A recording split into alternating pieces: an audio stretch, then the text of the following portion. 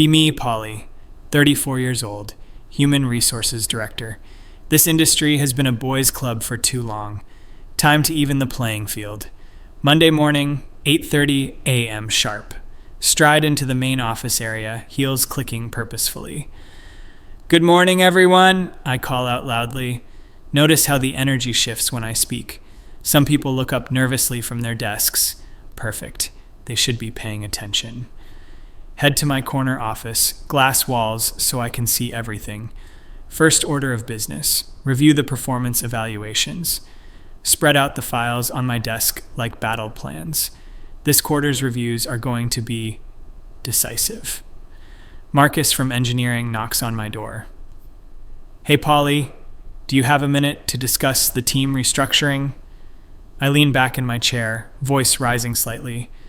Marcus, I've told you before, it's not restructuring, it's optimization. We need to be precise with our language here. He shifts uncomfortably.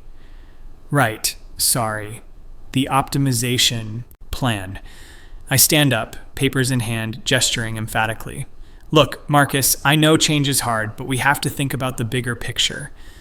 This company has had the same demographic makeup for years. Where's the diversity? Where's the fresh perspective? My voice gets louder as I warm up to the topic. We can't keep promoting the same types of people and expect different results. Marcus nods quickly. Of course, diversity is important.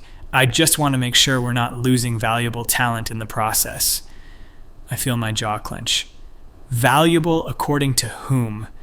The same old metrics that got us into this situation. Slam my hand on the desk for emphasis. Sometimes you have to break a few eggs to make an omelet, Marcus. After he leaves, I open my laptop. Draft an email to the executive team. Subject: Performance Review Recommendations, Q3.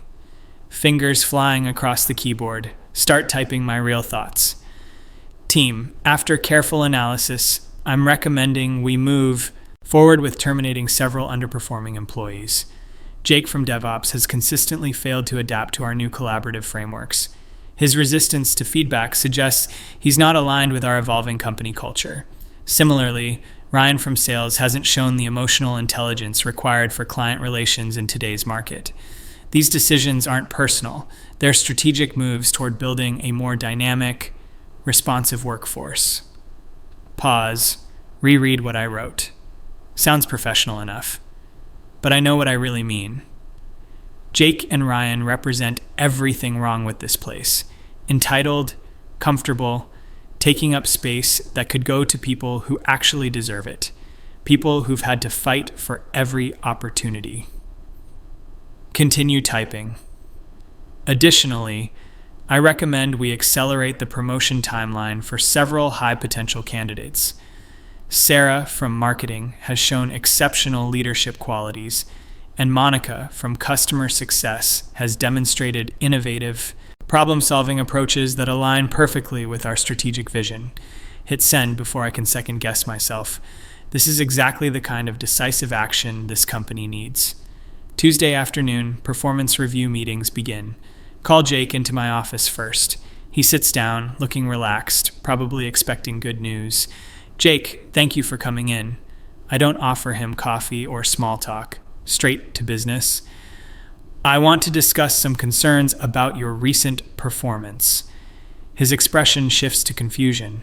Concerns. I thought my metrics were solid this quarter. I lean forward, voice rising with authority. Metrics don't tell the whole story, Jake. Leadership requires more than just technical competence. What I'm seeing is a pattern of resistance to collaborative initiatives. When we introduced the new team-building protocols, you were notably disengaged. When Sarah suggested the inclusive communication workshop, you rolled your eyes. His face reddens. I didn't roll my eyes. I just thought we had more pressing technical priorities. I stand up, walking around to the front of my desk. And that attitude, right there, is exactly what I'm talking about. You don't get to decide what's a priority, Jake. You don't get to dismiss initiatives that make this workplace better for everyone. My voice is getting louder, more forceful. This isn't about technical skills anymore, Pao. It's about cultural fit. Cultural fit, he repeats, looking genuinely bewildered. What does that even mean? I feel anger building in my chest. It means understanding that this industry is changing, whether you like it or not. It means recognizing that your comfort isn't the most important thing in this office. It means being part of the solution instead of part of the problem. Jake tries to respond, but I cut him off. I'm sorry, Jake, but we're going to have to let you go. This decision is final. His mouth falls open. Let me go. Based on what? My performance reviews have been excellent. This is insane, Polly. You can't just fire me because you don't like my attitude about team building. I walk back to my desk, pulling out his termination paperwork. Jake, this conversation is over. Human resources will handle the details of your transition. My hands are shaking slightly with adrenaline, but also with satisfaction. Finally, consequences for the old guard. After Jake leaves, stunned and angry, I sit back down, open my laptop, and compose another email, this one to my personal account, to document everything properly. Note to self, Jake termination completed. As expected, he showed no understanding of why his behavior was problematic. Complete lack of self-awareness typical of his demographic. Ryan meeting scheduled for tomorrow. Anticipate similar defensive response. The resistance is predictable but ultimately irrelevant. We're building something better here. Wednesday morning, Ryan meeting. He comes in looking nervous. Probably heard about Jake. Hi, Polly. I brought some updated sales reports if you want to review them. I don't even look at the papers he's offering. Ryan, please sit down. We need to talk. Clear my throat. Adopt my most professional tone. I've been observing your interactions with clients lately. There are some interpersonal dynamics that concern me. Ryan looks confused. My numbers are up 15% this quarter, and client satisfaction surveys are positive. I lean back, crossing my arms. Numbers don't capture everything, Ryan. I'm talking about emotional intelligence, cultural sensitivity. Yesterday, I overheard you telling a client that our diversity initiatives were just for show. His eyes widen. I never said that. I said our results speak for themselves, regardless of initiatives. Feel my voice rising again. Do you see the difference, Ryan? Do you understand how that kind of language undermines everything we're trying to build here? Phone up, pacing behind my desk. When you dismiss diversity work as just for show, you're telling our clients that inclusion doesn't matter. You're telling our female colleagues, our colleagues of color, that their experiences don't matter. Ryan tries to interrupt, but I keep going. And frankly, I'm tired of having to explain this to grown men. I'm tired of being told I'm overreacting when I point out problematic behavior. I'm tired of watching the same dynamics play out over and over again. My voice is loud enough now that people outside can probably hear. This company is moving forward with or without people who can't adapt. Polly, I think there's been some misunderstanding. I'm committed to the company's values. I've never had any complaints from clients or colleagues. I wave dismissively. Ryan, this isn't a negotiation. We're terminating your employment, effective immediately. His face goes white. This is discrimination, Polly. You can't fire me for having different political views. I feel my anger spike. Political views. This isn't about politics, it's about basic human decency. It's about creating a workplace where everyone feels valued and safe. Slam my hand on the desk again. And if you can't understand that, then you don't belong here. After Ryan storms out, I email myself again. Ryan termination complete. Typical defensive response, immediately jumping to accusations of discrimination. Cannot see that his own attitudes create hostile environment for others. Exactly the kind of toxic masculinity we need to eliminate from workplace culture. 2 down, making real progress. Thursday morning, feeling accomplished. Walk through the office with my head high. Notice conversations stopping when I pass, probably talking about the terminations.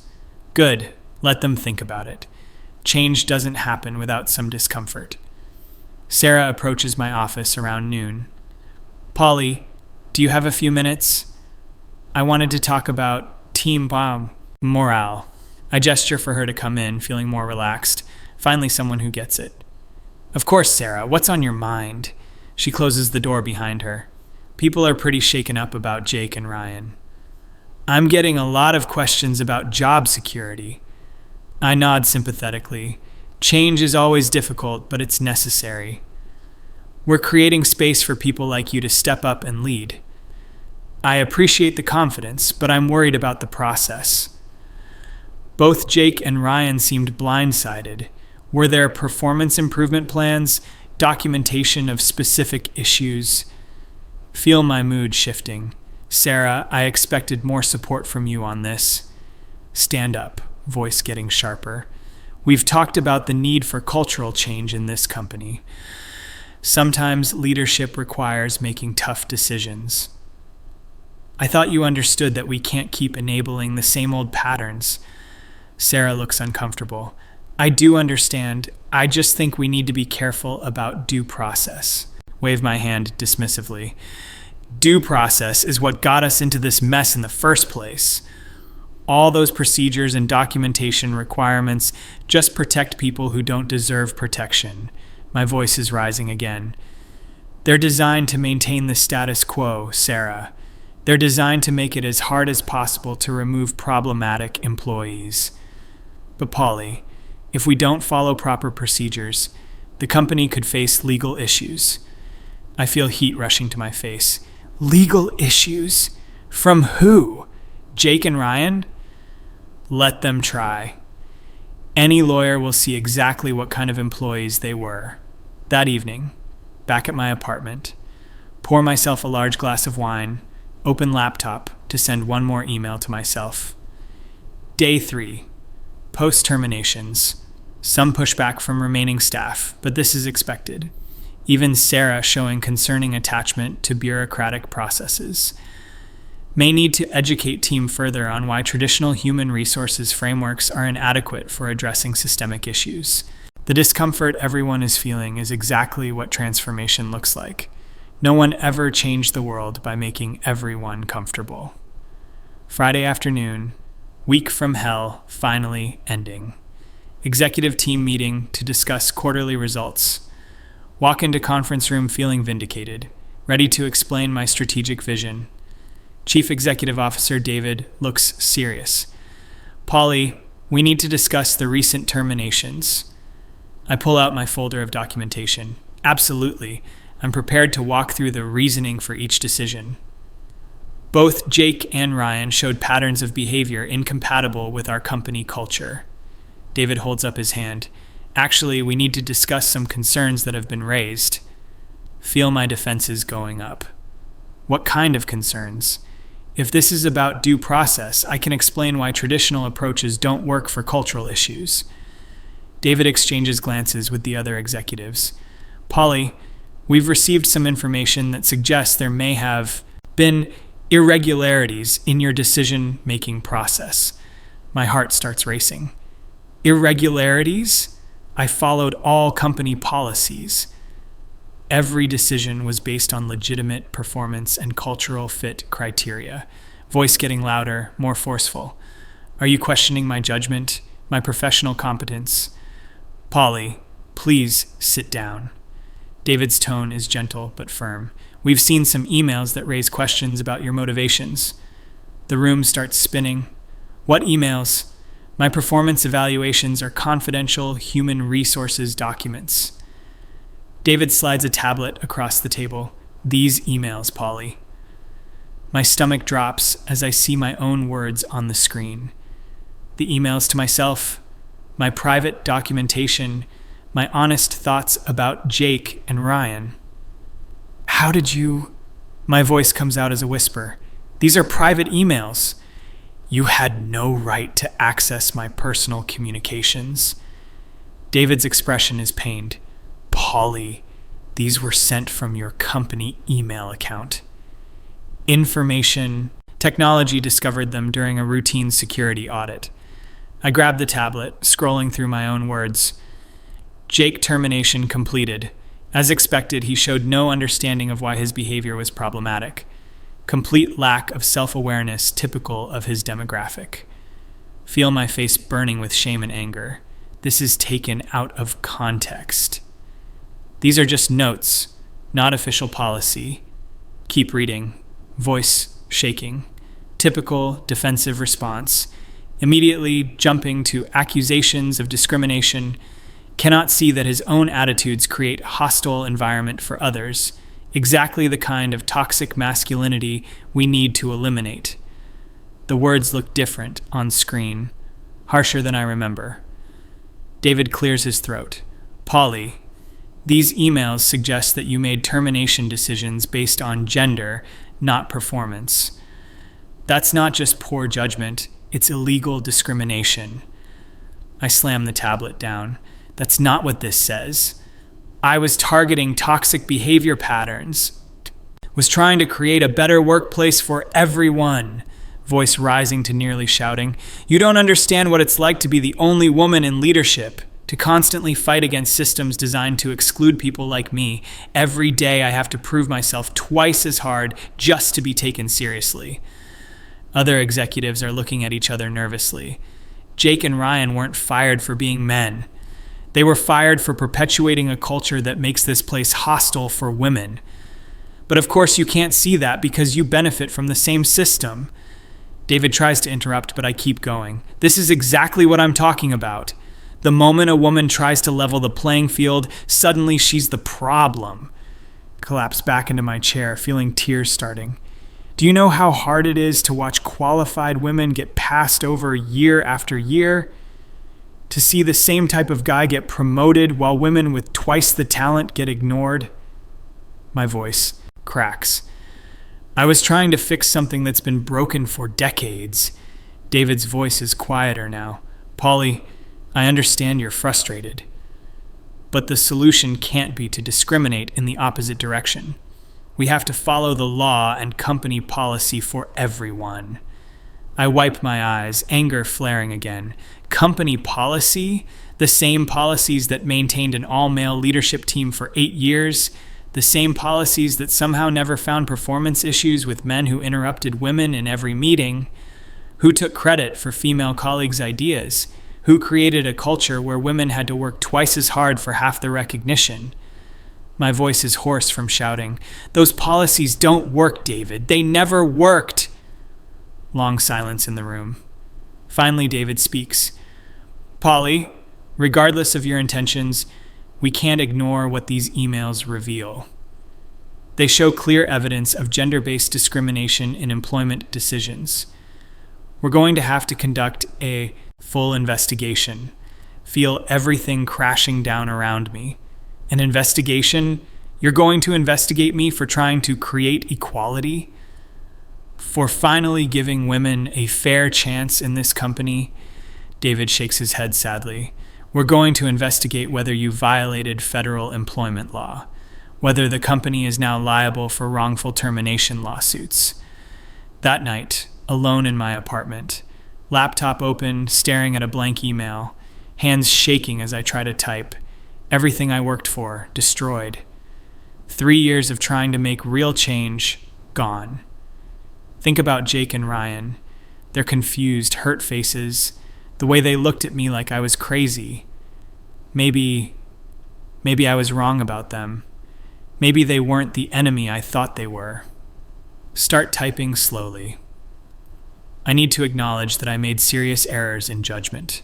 My personal feelings about gender inequality in tech led me to make decisions that were unfair to individual employees. Jake and Ryan deserved better than what they received from me. Delete that. Try again. I let my passion for creating a more inclusive workplace cloud my professional judgment. While my intentions were to address real systemic issues, my methods were wrong and harmful. Delete again. How do you apologize for destroying people's lives? How do you explain that you thought you were fighting for justice?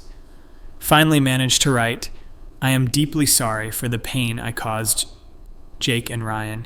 They did not deserve to lose their jobs because of my personal biases. I convinced myself I was fighting discrimination while practicing it myself. I was wrong, and I take full responsibility for my actions." Monday morning, called into David's office. Local news van parked outside the building. Story has leaked somehow. Tech company human resources director fired employees based on gender, emails reveal. Walk through office with everyone staring. Whispers following me down the hallway. David's office door is closed. Knock quietly. Voice barely audible. "Come in." He's not alone. Company lawyer is there too. "Polly, please sit down. We need to discuss your resignation." Resignation. The word hits like a physical blow. I see. No fight left in me anymore, just exhaustion and shame. "What do you need from me?" Lawyer slides papers across the desk. "We're prepared to offer a severance package in exchange for your resignation. The company will also issue a public statement acknowledging the mistakes in hiring practices." My throat is tight. What about Jake and Ryan? They're both pursuing wrongful termination lawsuits. The company will likely settle out of court. Their lawyers have been very vocal about the discrimination they experienced. I nod, unable to speak. Sign the papers with hands still shaking. That afternoon, company-wide email goes out. "Dear team, we recently discovered that certain employment decisions were made using criteria inconsistent with our company values and legal obligations. We take full responsibility for this failure of oversight and are taking immediate corrective action. We deeply regret any harm caused to affected employees and are committed to ensuring all personnel decisions are made fairly and lawfully going forward." My name isn't mentioned, but everyone knows. Evening News picks up the story. Reporter standing outside company building. Sources confirm that multiple male employees were terminated based primarily on their gender, according to leaked internal emails. The human resources director responsible has resigned, and the company faces multiple discrimination lawsuits. Turn off the television, sit in darkness, phone buzzing with texts from former colleagues, some supportive, most just asking what really happened. Don't respond to any of them. 3 weeks later, Jake's lawyer contacts me directly, wants deposition for the lawsuit, have to sit in conference room, under oath, recounting every decision, every email, every bias. "Did you terminate Mr. Jake's employment because he was male?" Long pause. "I terminated his employment because I believed his attitudes were harmful to female colleagues. But yes, his gender influenced how I interpreted his behavior." "And you acknowledge this was discriminatory?" Voice barely a whisper. "Yes, I acknowledge that this was discriminatory." Jake is there, listening to every word. Won't make eye contact with me. Can't blame him. Lawyer continues. "In your email dated March 15th, you wrote that Jake's response was typical of his demographic. What did you mean by that?" Feel tears starting again. I meant typical of men. I was making assumptions based on his gender. I was wrong to do that. After deposition, Jake approaches me in hallway. "Polly, can we talk for a minute?" I stop, expecting anger, deserving anger. I just want to understand why. I thought we worked well together. I never meant to make anyone uncomfortable. Break down. Completely. "Jake, I'm so sorry. I convinced myself you were something you weren't. I projected all my frustrations about inequality onto you personally. You didn't deserve what I did to you." He nods slowly. "I get that you were trying to help women succeed. But you hurt real people in the process, including women who now have to work in a place where everyone's walking on eggshells." His words hit harder than any legal consequence. "I know. I destroyed everything I was trying to build. 6 months later, unemployment running out. No one in tech will hire me. Background checks always reveal the discrimination case. Applying for retail jobs, anything that will pay bills, every interview ends the same way. We'll be in touch. Sitting in car after another rejection. Call my sister, first time in months. How are you holding up? Start crying immediately. I ruined everything, Amy. I thought I was fighting for justice, and I became the thing I hated most. I know you meant, well, Polly, but meaning well isn't enough. You have to actually help people, not just hurt the people you think deserve it. Her words are gentle, but clear. Maybe this is a chance to figure out a better way to create change. Hanging up, think about Jake's question. Why did I do it? Because I was angry. Because I was tired of fighting. Because it felt good to finally have power. Because I lost sight of what justice actually looks like. Draft one more email. To Jake and Ryan, directly this time. I know my apologies can't undo the damage I caused to your careers and reputations. I know I destroyed your trust in workplace fairness. I spent so long fighting discrimination that I became a discriminator myself. You deserved better from me and from the company. I hope you can eventually find peace with what happened, even if you can't forgive me. I will spend the rest of my career trying to do better. Send it before I can change my mind, not expecting responses, just needing them to know that I finally understand what I really did